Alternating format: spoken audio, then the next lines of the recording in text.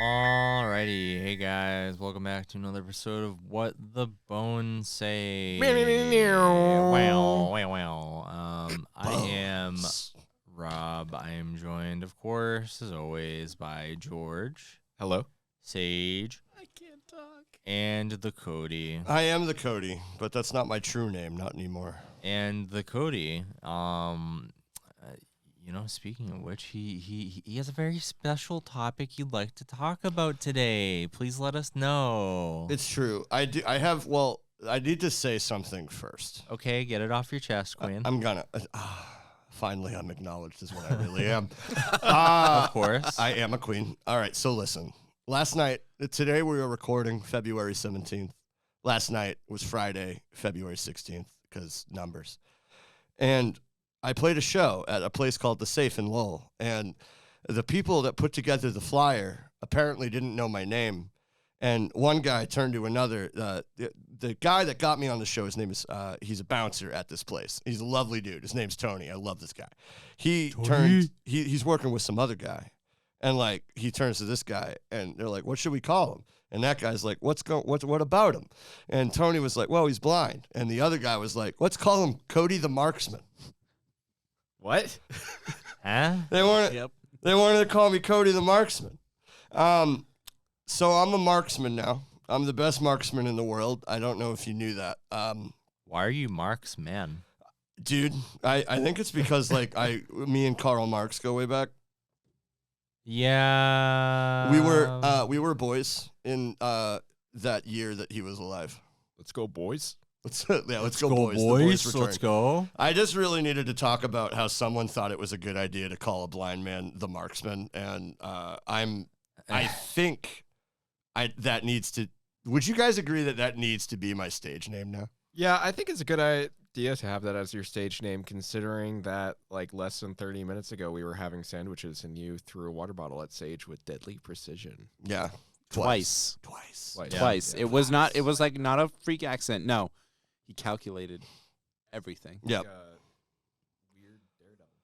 And my favorite part of last night was we were there before the venue actually opened. And there was a guy there who he said, I'm not going to say his name because it's not important. But apparently he was the one that picked the name, and he came up to me and he didn't believe I was blind. He just kept touching my hands, and he like squeezed the cup my drink was in. Yeah. What the fuck? What? Like, why? Why can't he believe that's that my you're question. blind? I don't understand. Is that a common occurrence that people are just like, hey, I don't believe you, and they get angry? It happens at least twice a year. That's weird. The last time before this, granted, it has been a minute. My neighbor Hector accuses me of being, like, I don't think it's serious at this point, but he has a hard time believing I'm fully blind. But, like, he has a hard time believing that he's awake, so I don't blame him for that. The last serious altercation was I was playing a Halloween show, and I was wearing a purple sequin jacket, and someone came up to me and was like, "What's up, Captain Gamerword?" Oh. How are you doing today? And he kept trying to take my cane and pull me into the street. And, like, I don't know what I do to project the vibe into the universe that I want that. But, like, if anyone's listening to this and they see me in the world, don't see me. Just close your eyes. He's the marksman. He will hit you from a mile away. Yeah, dude. I don't need eyes. I can hear your heartbeat. Yeah. He hears mine all the time. That's all I need. So our topic today. Yeah. How about that? So our topic today. Thank you for listening. I fucking hate It's a wonderful story, Cody. I hate my life. I'm glad you shared it with us and the world. Yes. Okay. So today, what I want to talk about is making good, lively, interesting, fun, non-player characters. For the DMs out there, NPCs are most likely going to be the thing you think about the most. So I would like me and my group of pals, my boys here, if you will, B-O-I-Z, boys. I would like for us to go around and, like, really just, we have a powwow as boys. I want As to the have a, dyslexic here, you spelled that wrong. yes. We're all from Boise, Idaho, and we're Yeah. gonna talk about NPCs. So, Yeah. Let's go, boys.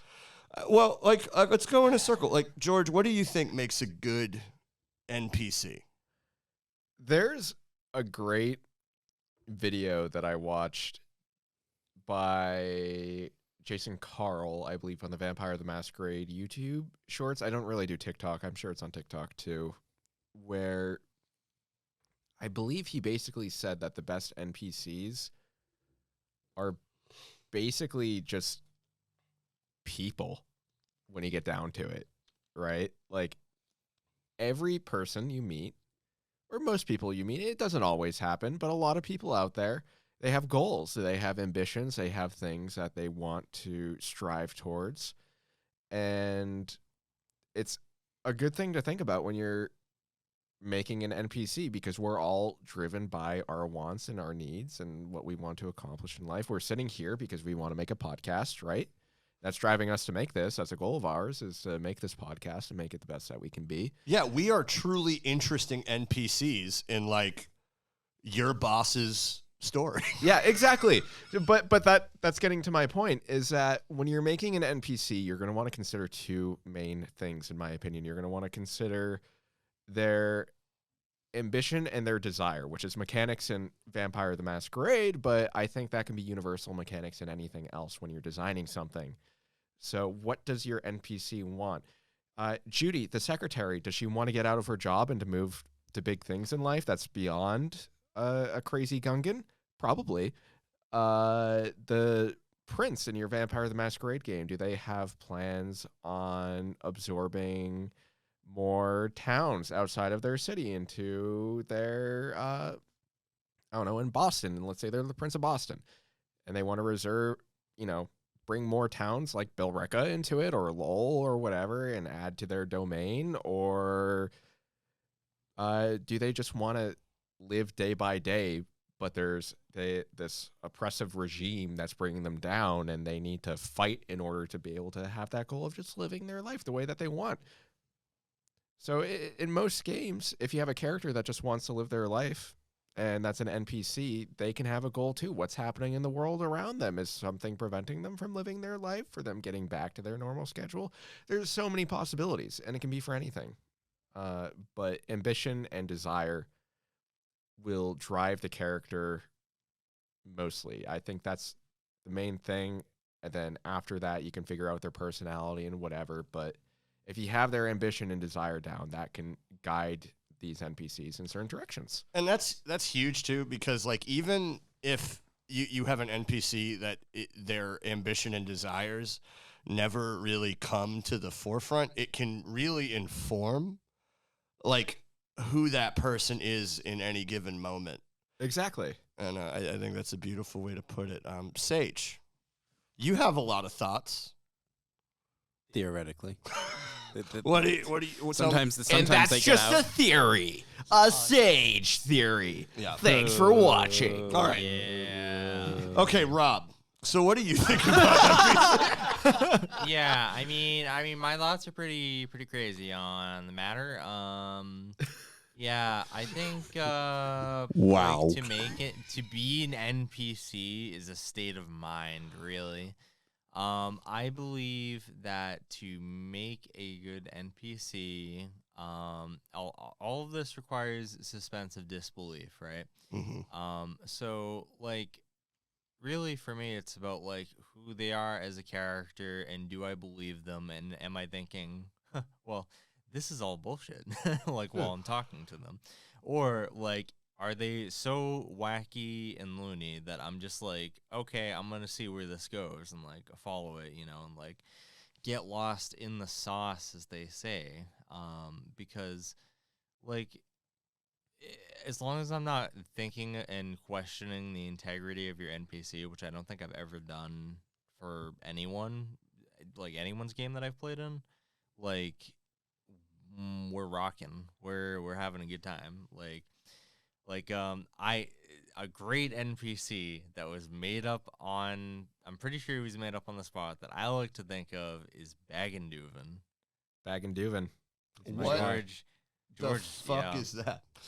He is a dwarf from one of George's campaigns. It was like, The Tomb of Annihilation game. yeah, he was like a ringleader of a bunch of dwarves, basically. And then, like, one of our other player characters got him killed, and I was really pissed off. And now, like, he has a legacy. That's just like boy. But Yeah. boy's always in the heart. Baggin's always in the bag. Bagenduvin's in the soul. Yeah, that's right. Yeah, Bagenduven is a soul-like Well, experience. Robert, I know you're like, I've only run, a little bit, and I haven't done too much, but you do have a Los Angeles by Night chronicle that you're Yeah, working on. yeah, that I ran 2 sessions. That and you never ran 2 played sessions. again. Well, you did run 2 sessions, but in order to run a Vampire the Masquerade game, you usually need to make NPCs and do some crazy shit in advance. So, Yeah. I mean, even if you're like, I don't have much experience in that regard, but like, you do a little bit. You made something. Do you want to talk about your first time making NPCs? Yeah, I mean, like, that was, I don't know, that was my first time. That's only, like, for context, like, the past year. And it was also coincidentally the first game that I GM'd, because I just don't do that usually, because I don't have the wherewithal to, generally. But, yeah, in terms of doing that, I don't know, I feel like it's a lot of prep, especially if, you're making what was the main cast of NPCs, I guess, so to speak. And just thinking about, like, okay, here's a few interesting hooks for them. This is kind of what they're like based, and especially considering Vampire, it's like you have a lot to go off of based on, like, their age and their clan, and, like, okay, they're in this city.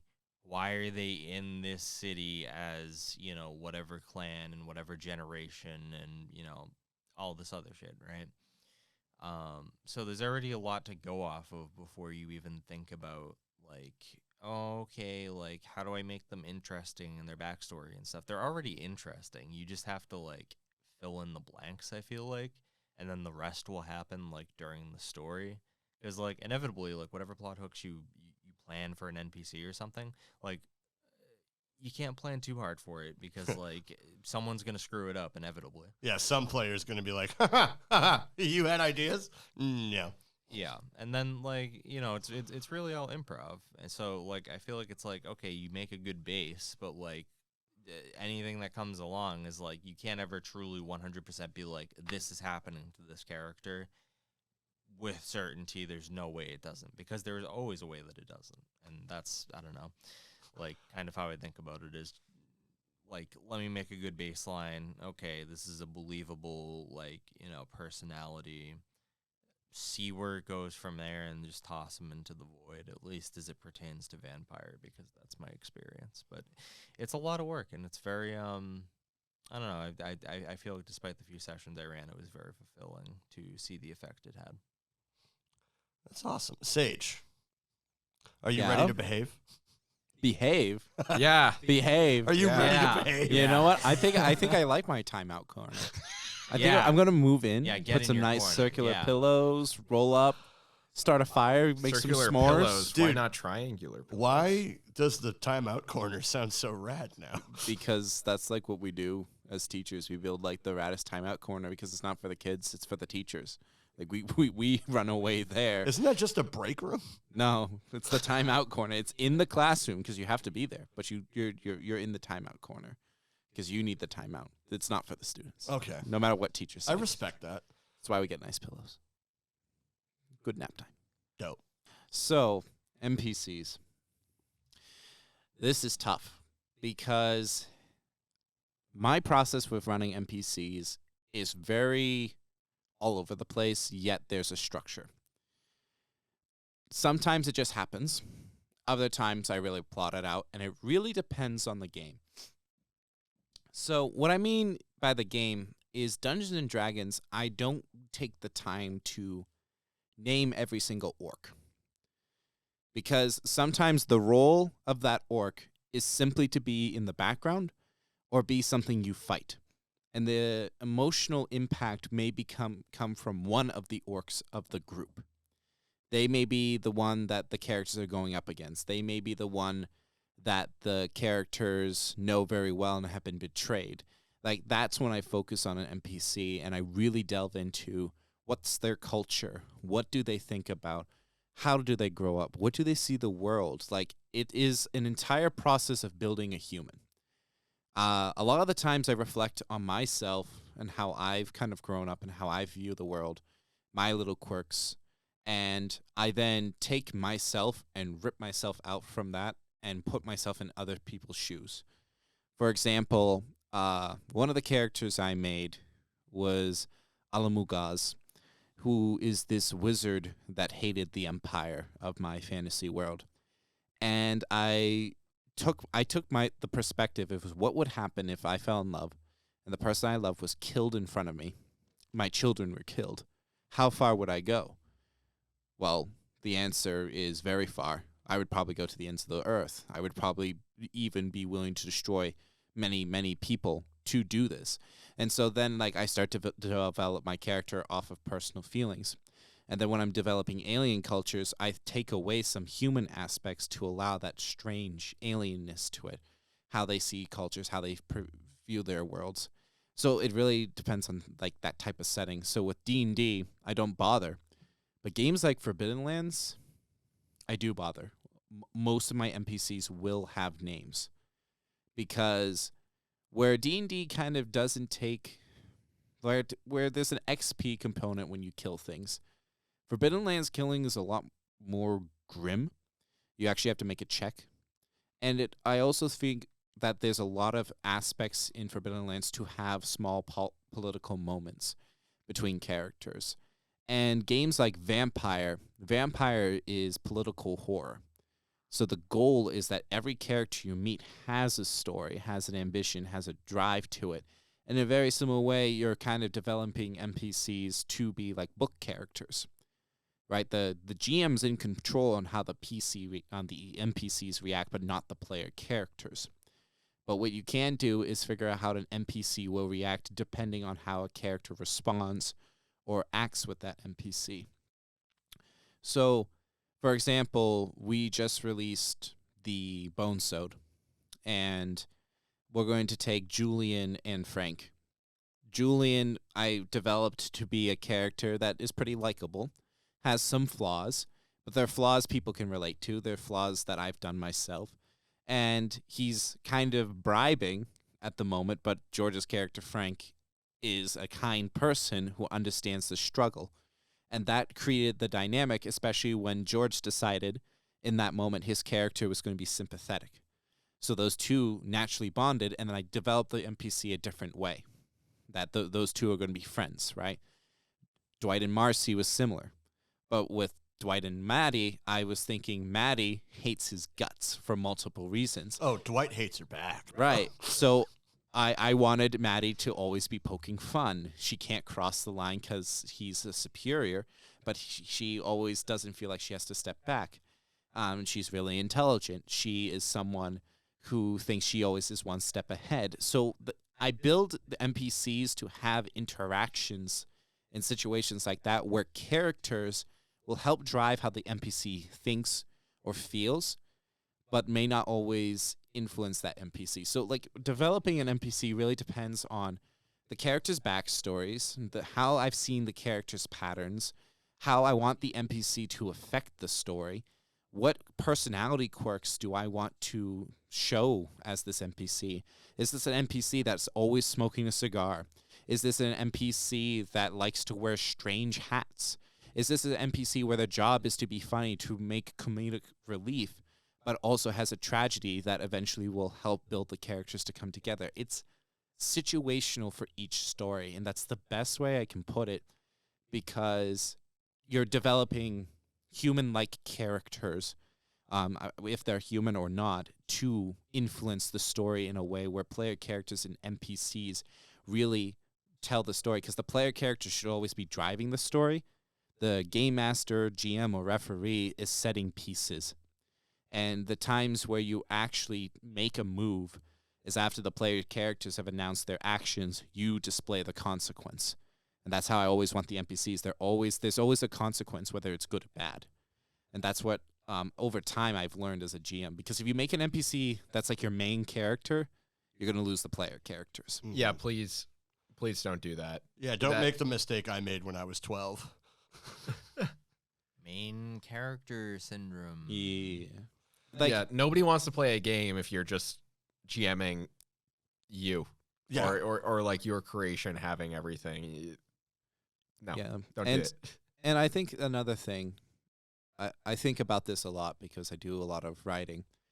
One of the things I fell into is when you write a book, you have control of everything.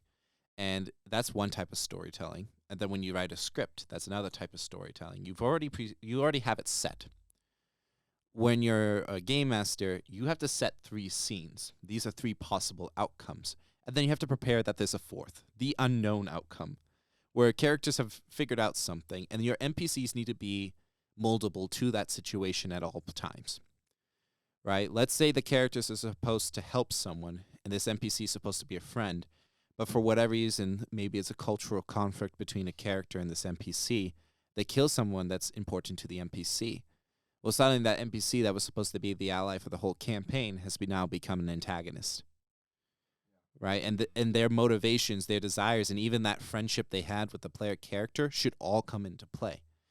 But I can't be like, as the NPC, oh, you killed my son? That's okay. I can make another one. That doesn't make sense. No human's going to react like that. And if they do react like that, there should be a reason behind in the story, and it should be a disturbing one.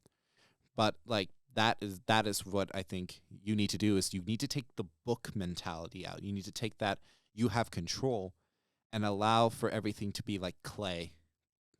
Right? You need clay must be molded by the many hands instead of just yours. Mm-hmm. Well, here's something interesting about your games on that point, too, is that you run really linear games from a TTRPG standpoint in a good way, in that you run a linear game that it's a straight story that you're going on, and it has options A, B, C, D, E, F, G on it, and you keep it going in a direction, and you base the NPCs on like the momentum of the story, which is a very organized way of doing it.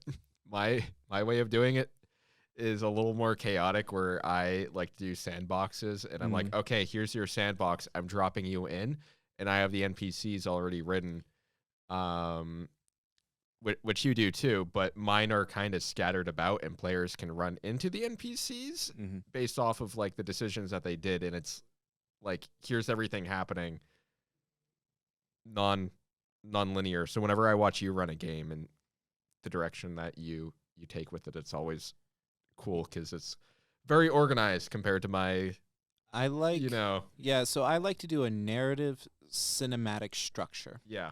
So, and I have sandbox elements into my game. So for example, let's say the opening scene is you are in the court of a king. The goal is for what I want to happen is the king is going to make an impossible choice. And that I now wait to see what the characters do. That is where the openness of the story comes in. I have set that the king has forced the characters to make an impossible choice. Let's say it's either kill 20 civilians who were treasonous or kill the head, which happens to be your lover. This was a reference from Fable. If people have played Fable 3, they had that situation, that impossible choice. But instead of being like, you have to kill that, you have to kill that, there's an option where the players can be like, well, wait a minute. What if we bring you something instead? What if we actually find who's doing this because they're not the head? What if they lie to the king? What if they kill the king? And then I let the sandbox go, and each place I build on the map relates to the story in some means. So the characters are always choosing their path, but every path they choose relates to the grand story, right? They could go to the castle right away where they're supposed to find the villain, or they could go off and travel somewhere and find something even deep and disturbing. They think it's something that it has nothing to the main plot, until later down the road they see it again at a different spot, or they see it again, or they hear about a cult forming.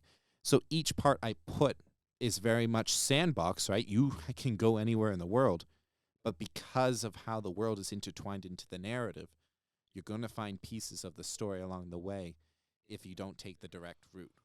This is interesting because, like, it's almost like the difference between like it's almost linear in the way where it's all connected to one thing. Where what George is talking about sounds like it's less about the story and more about the fact that there's a bunch of possible stories. Is like almost it's like, I don't know what terms I would use. I don't think linear and non-linear necessarily apply. No, you're right. I was trying to quantify his style into a term, and It's that's just- the only it's- way that I could do it. It's an interesting. I mean, it's like almost like I would almost call it like asymmetrical linear. Like I don't know, like linearity. I don't know what that would be, but like Yeah. it is interesting the difference between like having a world serve your story and then having a story serve your world. Yeah. Because what I usually do is I make a map, right? I fill it with NPCs, and then I give all of them stories. They're all detailed with what I was saying before: ambitions, desires, you name it. But a lot of them are reactive Mhm. in the sense that every consequence that the players are doing has a reaction to what's happening in the world. And I might plan out 3 events that happen in the world. So, for example, Vampire the Masquerade, since we were talking about it earlier, and we're talking about ambitions and desires, the Second Inquisition takes over the city, right? Rude. Rude. Rude. But how does everybody react to that? How do the NPCs react to that? Because in order to make them feel like living people, while the characters are on their quests or doing whatever they need to do, the NPCs are working in the background. They're not just idle. They're making something happen. So maybe the player characters crossed an NPC and they took some gold from him and said, hey, I don't think this guy noticed. When in fact there was a roll, like a perception check by that guy. DM didn't tell the players, and he did notice, and he's been boiling this whole time while the players are going on their quests, and he's in the background thinking about what's going on, ready to stab them in the back at their most inconvenienced moment, and then you can loop back saying, hey, that was his reaction, you guys doing this. So interesting. I think like too a good way. I think like maybe a helpful comparison. In terms of like a video game, I think Rockstar has really done well over their past few games with like non-player characters in their world. Yeah. Red Dead Redemption 2, I've never really played it, but my dad's he has explored every aspect of that game. And one of my favorite things is like you can like follow the character, like the NPCs around, and they'll do stuff. They'll have conversations that like they're having even if you're not there and that's rendered. Like that code is still moving. And like one of my favorite things you can find is like you can follow people home and like peek in through the windows and see people doing weird shit. Like there's this one dude you can peek in through the window and see him getting spanked by his wife. Like that's just there. Yeah. Like What are you talking about? That's what cowboys did every day. They came home, and then they were just like, all right, time for the evening activity. I think you're thinking a different kind of cowboy. Cowboy. I want to be a cowboy, baby. Yeah, BOI, right? Boy. Did I spell that wrong? BOI. Are there BOI? cowboys? George, Uh, are there cowboys? Hey. Wait, are they- a boy can be anything you want boy to be. A boy can be a cow. A boy can be a cow. It's Blessed be the boy that is cow. And Yeah. cowboy. Boy cow. But I the point being with like the Rockstar games, it's like I like people like Sage and George and Rob have all said like they're people and they're gonna do things. Like, and you always need to remember that your NPCs are moving whether or not they're on screen. Mm-hmm. They're thinking and they're allowed to have lives and they're allowed to sort of explore themselves in a weird tangentially like related way to the game. And that taking little notes can add a lot to the world, because you can world build through NPCs. Like thinking about what they're doing off screen, that opens a lot of interesting doors into things in whatever world you're running this in. That it opens a lot of interesting doors for opportunities and different flavors of lore that you could find ways to include later. Things of that nature. Yeah. Yeah. And I think, you know, a great example is when your NPC is trying to be proactive, right? Be proactive in the NPC's perspective, right? Don't be proactive as the GM knowing that everything's going on. Be proactive as how the NPC will react to the situation. Exactly. Yeah, even DMs shouldn't metagame. No, so No. I think sometimes game masters, DMs, referees, what happens is you fall in love with your story. And, you know, it could be for good reason. Maybe you wrote the next Lord of the Rings. But remember, instead of writing a book, you're running a game, and you're doing collaborative storytelling. So what could happen is your secret villain gets nuked by a wizard who uses his staff and breaks it in half. It sounds very familiar. It does Yeah. sound very familiar, doesn't it? Or you could have characters who name themselves Big Huge. Yeah. And then suddenly you're like, why are you Big Huge? And he's just because he's such a devout believer. Your story is going to shift. How NPCs react to that name is going to shift, because a big thing you need to think about is culture and diversity in your storytelling. Because if you have every NPC be the same, you're just copying and pasting. But you really need to explore how culture affects people. Because today, our culture affects us. How we believe and think is different in various parts of the world. It doesn't mean we don't have the same things that we care about. Everyone learns love. Everyone learns anger. We all like food and water, but we all see and deal with morality and ethics and cultural acceptance differently because the ways we are raised are growing up. So I really think if you want to build an awesome world, especially if you're focusing on a political story, if you're delving into like fantasy and politics, culture is imperative. You need to really think about culture. If you already have preset cultures, think about how these cultures will interact, especially with their allies too. You know, you could figure out how they interact with their enemies, but maybe they're only allies because one sees themselves as superior than the other, and they're being, well, we're so superior, we're being kind to them by allowing them to be allies with us. Then you have a society that has created themselves as an elite, right? So you're going to have a lot of racism. You're going to have maybe some sexism. And how's that going to interact with a player character who's from that other culture? Maybe from the NPC's perspective, they're like, well, I'm being generous. To the player character, it's like, I'm going to find a way to put this PC down. Yep. You know? And then the NPC will be like, how dare he do this to my generosity? And that creates drama, right? Like, you're developing Vampire, Rob. And I think as you develop Vampire, you're starting to see the clan aspects of Vampire and how it affects it. And I think I think you told me some of your ideas. Yeah. And I love them because they're starting to play into those aspects of how people perceive culture in different ways, and how the diversity and how culture can conflict with that diversity makes interesting moments for NPCs and player interaction.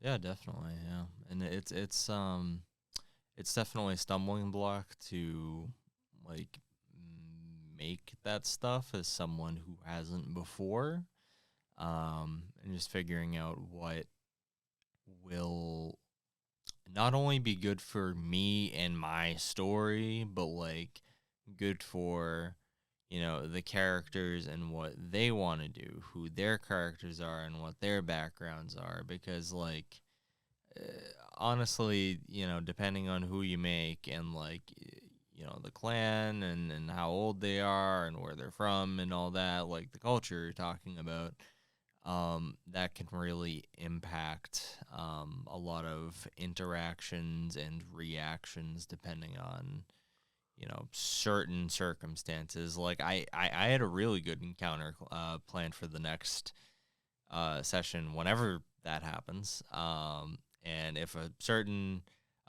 friend of ours shows up to the game, he's gonna have a fun time. Yeah. With someone from like 700 years ago. That's so great. Um, Love that. yeah, because he's the same one with the ship. Do you remember that, George? It's been No. a while. You have to, Okay, you have yeah. to catch me up. Sorry. He has a ship. There's a guy that's gonna be looking at the ship, and he's probably gonna want to fight him, I think. So All right. Is that'll it be what kind of ship? like I don't know, like a newer ish Like a boat? like a yacht, maybe Oh, okay. some sort of deal, like Orcas hate yachts. or maybe not a Orcas yacht, hate but yachts. like Orcas hate yachts. Most importantly, Sabat hate yachts. probably a smaller one, actually, smaller than a yacht. But Well, I don't know. It's really up to Is him. there a Sabat yacht? I can make A one. yacht for Sabat? I'm playing a Sabat in his game, so I can That's always cool. make one. I'm playing a Sabat. Sabat in his game too. You just don't know I'm there. Just not Sabat? yet. Yeah.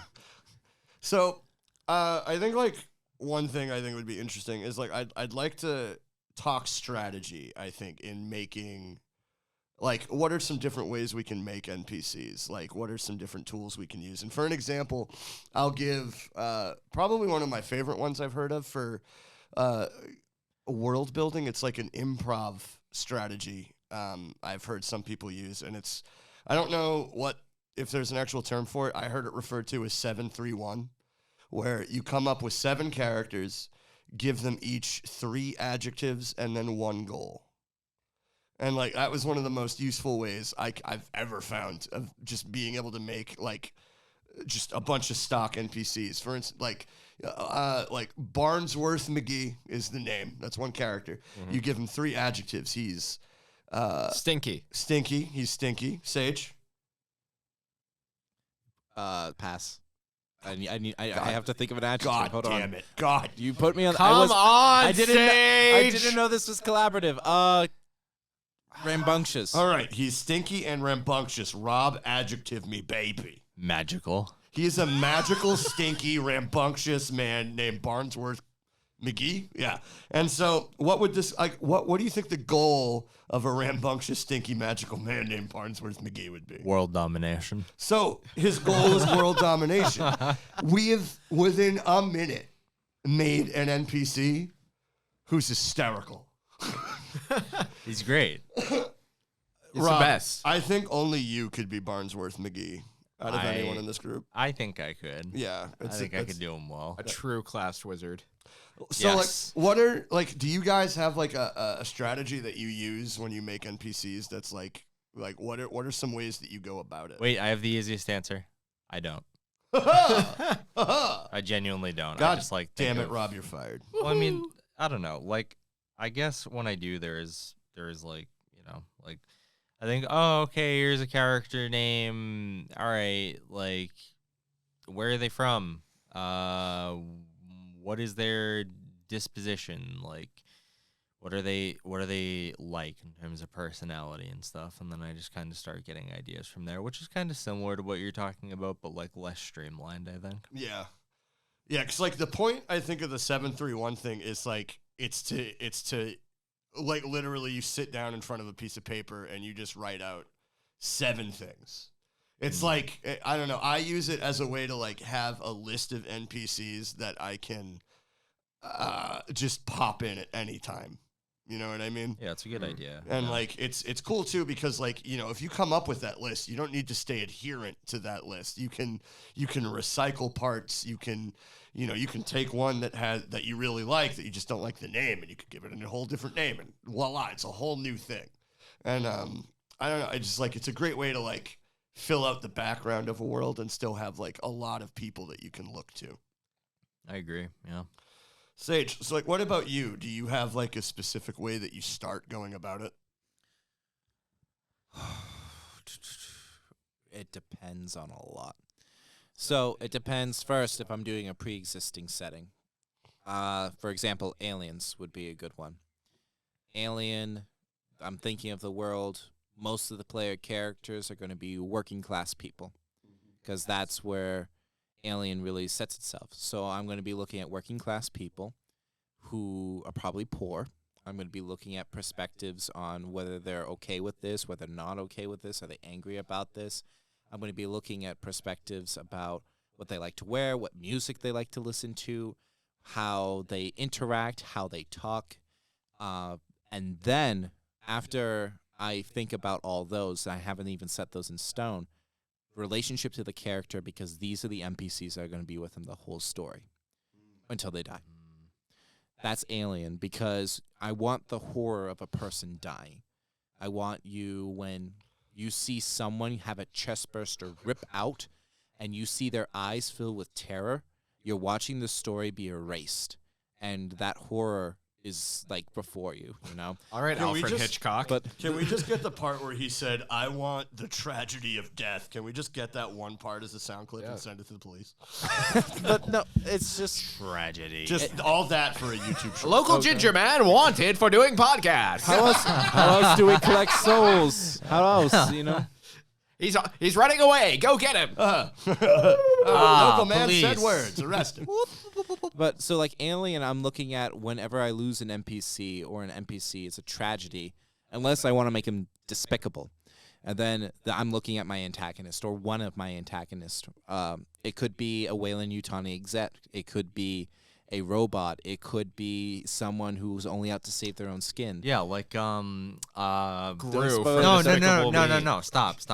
Don't spoil it. Like Zoidberg, right? Yeah, Yeah, yeah, exactly. that like- guy's always out to save his own life. Like yeah. Groot from Guardians of the Galaxy. And at the end, he says, "I have become the Despicable Me." I think you guys are watching All right. something different. You're yeah. But I don't know. This sounds pretty. so like Alien, I'm looking at having a certain effect. But then if I'm doing Forbidden Lands, I'm looking for a mix between grand and personal. And I want my NPCs to explore the culture while also exploring how the characters are going to interact with the antagonist of the story. If there's an antagonist, if I'm going pure sandbox, the antagonist could appear within this story. Or if I'm running like a D&D game or one of my homebrew games, I start with culture. I start with how the cultures interact with each other, because then if I want to make an NPC that's unique, they're going to be outside of that culture. Let's say I have the Empire I've talked about a few times, the Australithian Empire. They believe elves are superior to all other races. What if one of the NPCs is an elf who wants to tear that down? True. What if that elf is a prince? What if that elf loves his sister who is keeping that rule and trying to make it more enforced? Facts. What if he realizes the only means of change is to go through his sister? What And if his name was Jamie Lannister? I don't think I had inspired, but this was an actual NPC I developed who became close allies with the player characters, and he eventually abolishes it. But he could have also been an antagonist if he started to see them attack his sister and earlier in the story and not work with him and not try to change his worldview. He may have been the one that betrays them. So it's hard for me to give an exact standpoint, but depending on your DMing style and depending on the setting and culture, you want your characters to always have a goal, motivation, and a relationship to how it affects the character and story. Because as soon as you figure out how those things are going to be playing into, you can then figure out the personality traits of how that character is going to act. Is this a woman who is cunning or vain? Why? Why is she vain? Is it because of her upbringing? Is it because of her culture? Is it something she just likes? Is she very intelligent? Why? Is she just naturally gifted? Did she have to go and steal books because the people were telling her she cannot read because she's a woman? Or is she one that grew up in a culture where women are revered as these people who keep and safeguard? Like, that to me helps drive the character and build your setting as well. So I can't give an exact pinpoint, but I think there's a certain feeling you get when you get an NPC that's strong. And that's no matter what a character asks, you are able to answer in that NPC's voice. Yeah. It's a good way to put it. Did you get your answer, Cody? I feel sufficiently answered. He Okay. feels sufficiently answered. I feel full of answers. Do you feel Full of heard? answers. I never feel heard. So, Good. He doesn't feel heard. Cody, I have a question for you. What? What is since we're on the topic of NPCs and kind of to end it, and since you brought this to the table, Oh, no. which NPC has gotten the most emotional response from you? In any game I've ever played? Yes. Because I have a very specific answer for this. So that long campaign I've talked about where I played for 6 or 7 years, Fenris Dragonheart was my primary character, but I did have a secondary character. His name was just Seraph. He was the broody boy. He was like super sneaky assassin guy that worked for this like hyper serious order of like assassins. It's like the last line of defense against evil and corruption kind of deal. Assassin's Creed. Tips Fedora. Yeah, but like in the future and surrounded by like weird super space magic gorillas and like a whole bunch of other weird shit. I love space magic gorillas. I do too. It would have honestly Magilla Gorilla would have been a way better character if he had space magic. But so there was we had a pretty thick party. And my character joins this party, and he's used to being a very solo guy. Doesn't like working with other people. Has a hard time with trust. Ends up in this party because his like the god leader of the order tells him to. And in the party, there's this guy named Dr. Helix. He was a party member, like an NPC party member, for 3 years. We grew very attached to him. Like we were all very close with all the NPCs in our party. And a year in to having him as an NPC in our party, there is this one situation where we're all talking in like the kitchen of our ship. I don't know the term of it. Not important. We're in the kitchen of our ship and we're all talking and like my character, his like whole thing is like, if anyone says anything weird, I will roll some kind of like insight check or something like that. And that was like what I always did. And my character kind of stopped doing that because he was trying to be better at trusting. And we're talking to this guy and he says some shit and I roll an insight check on him and I got pretty high, but the way the DM said it was like, well, you don't know why, but you can tell he's not telling the truth about something. And my character, where before joining the party would have entirely distrusted him, I trusted him. I chose to in that moment as that player trying to grow, or as that character trying to grow, chose to trust in Dr. Helix. 2 years later, we're fighting these guys called the 12. They all have these like different super names. Like one guy's the Lion, one guy's Frozen Heart. They all have special names. They're all hyper powerful. They're like endgame bosses in this world. And come to find out, there's a 13th, and we're trying desperately to figure out who the 13th is because the 13th is called the Betrayer. And then, what happens as we are in a final confrontation with the Lion, and dude, Dr. Helix is our healer. And like, we're in this battle, we're about to win, and he fucking, like, I don't know what he did, but he installed something into all of our armor that froze us. We were all unable to move. Like, we were using 3.5 system. We had to roll a will save in the 40s to resist it. I was the only one that managed to do it. Like, a little bit. Like, we had to roll, like, 10 past in order to be fully able to move. I got 5. So I was able to talk and stay conscious. So, like, I saw the dude betray us. This was 3 years of my real life where like I grew to trust this guy, and all I could think about was that one time 2 years ago where Mike was like, hey, he lied to you, but you don't know why. And I chose to just trust him. Well, that's wild. Yeah. Womp womp. It's like, that was like one of the most potent like TTRPG moments of my life. And I think that leads to a point that I want to bring up. The most important point of making a NPC, and I think your stories perfect at illustrating it, is creating an NPC that serves the players, right? Mm-hmm. And we talked about it earlier. You're not running a game for yourself, which, I mean, you are a little bit, but you're running a game for a group of people, including yourself, and you have to keep that in mind when you're making NPCs. You got to create things that everybody enjoys for the most part. And whoever your DM was, I think they're brilliant because they made a character that not only serves the story, but serves the players, and that you had your little moment where it tied into your character trying to be better and trusting people. And this NPC comes along to stab you in the back and adds to that development. Yeah. That NPC served your character and serving the story. And it's amazing if they can do both, but it should primarily serve the characters. Yeah, I agree with you that the guy that ran that game's a genius. Like, we don't really talk anymore, but I wish him well. His name was Mike, and if he listens to this, dude, you ran probably the most, like, fundamentally, like, mind-altering game I've ever played in. And what, like, I guess, like, because we're getting toward the end of this one, right? Yeah. I guess, like, the thing I'd like to end on is kind of what we keep hinting at, is, like... Boy. Yes. Boy. It's all about the boys. No women. Cody. What? Hey. Cody.